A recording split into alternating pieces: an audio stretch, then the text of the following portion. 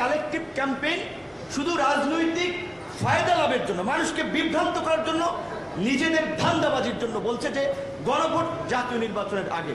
ধান্দাবাজিটা কি? ওই পর্দার আড়ালের আলোচনা আমরা জানি, সেটা চাই। এর চেয়ে ব্যাককল এবং আহাম্মক অকৃতজ্ঞ আর কোনো আছে? কিন্তু একটা শ্রেণী একটা কালেকটিভ ক্যাম্পেইন করছে। এই সংস্কার নিয়ে আমরা আলাপ আলোচনা করেছি। সাকিব ভাই এখানে নাই, সাইফুল ভাই, মঞ্জু ভাই, আমরা চেষ্টা করেছি যে সব পক্ষের সাথে কিভাবে একটা সমন্বয় করে আমরা শেষ পর্যন্ত একটা কনক্লুশনে পৌঁছাতে পারি।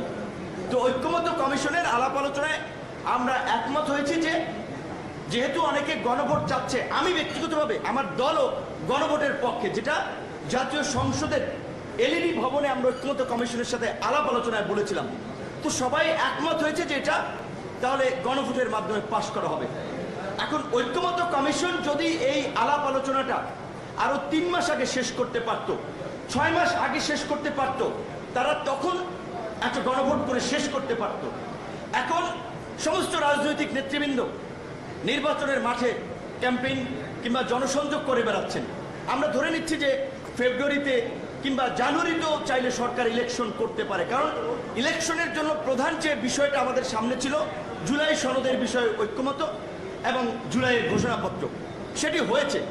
এখন তো নির্বাচনের ক্ষেত্রে আমাদের কোনো ব্যারিয়ার নাই। তো এই নির্বাচনের আমরা প্রস্তুতি নিচ্ছি। এখন একটা কালেকটিভ ক্যাম্পেইন শুধু রাজনৈতিক ফায়দা লাভের জন্য, মানুষকে বিভ্রান্ত করার জন্য, নিজেদের ধান্দাবাজির জন্য বলছে যে গণভোট জাতীয় নির্বাচনের আগে। ধান্দাবাজিটা কি? ওই পর্দার আড়ালের আলোচনা আমরা জানি। অনেকে বিরোধী দল হতে দেন দরবার চালাচ্ছে যে আমাদেরকে স্বীকৃতি দেবেন, তাহলে আমরা আছি। অনেকে 10টার জায়গায় 15টা সিট বার্গেনিং করার জন্য এটাকে একটা টুল হিসেবে সামনে নিয়ে এসে নির্বাচন নিয়ে একটা অনিশ্চয়তা তৈরি করতে চাচ্ছে, শুধুমাত্র তাদের ব্যক্তিগত স্বার্থে, দেশের স্বার্থে, জাতির স্বার্থে নয়।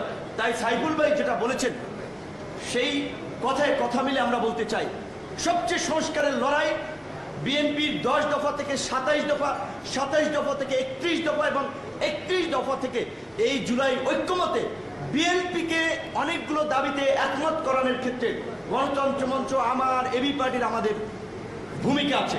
কারণ সবাই মিলে তো রাষ্ট্রটা গড়তে হবে, কোনো কিছু চাপিয়ে দিয়ে তো হবে না, অনেক করে খেতে হবে না। তো কাজে আজকে যে গণভোটের দাবিটা তোলা হচ্ছে, সহজ ভাষায় আপনারা একটু বুঝেন এবং বলেন। তাই আকাশের মেঘের মতো এক এক সময় এক এক পজিশন নেয়, আমরা দেখি এক এক ধরনের কথাবার্তা।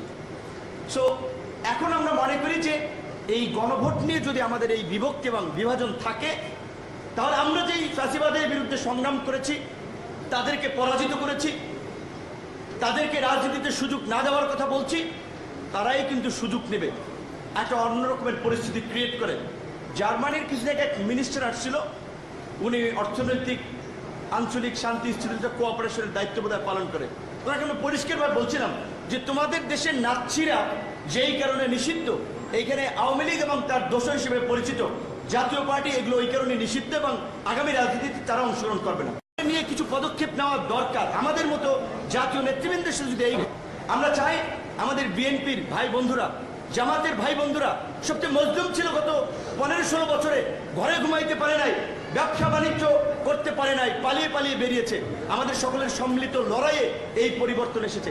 কাজে আজকে যদি আমরা এত অসহিষ্ণুতার পরিচয় দেই, তাহলে তো শেখ হাসিনার ওই বয়ান এবং ন্যারেটিভই ঠিক হবে যে শেখ হাসিনা সবাইকে দমন পীড়ন করে ঠিক জায়গায় চাপের মুখে রাখতে পেরেছিল। এখন যে আমরা যে গণতান্ত্রিক মুক্ত স্বাধীন পরিবেশের কথা বলছি, দেখেন এখন মিত্ররাই মিল নাই, তারাই একজন আরেকজনকে ধাওয়া দিচ্ছে। তো আশা করি আমাদের সকল রাজনৈতিক দলের নেতা কর্মীদের এই শুভ বুদ্ধির উদয় হবে এবং আগামী ফেব্রুয়ারি নয়, আমরা মনে করি এখন নির্বাচন জানুয়ারিতে হতে পারে। আমি আগেও বলেছি নতুন বছরের নতুন মাসেই জাতীয় নির্বাচন হোক, প্রধান উপদেষ্টা সেই বিষয়ে, রাষ্ট্রপতি সেই বিষয়ে নির্বাচন কমিশনকে দিক নির্দেশনা দেন এবং জাতীয় নির্বাচনের একই সাথে গণভোট হবে।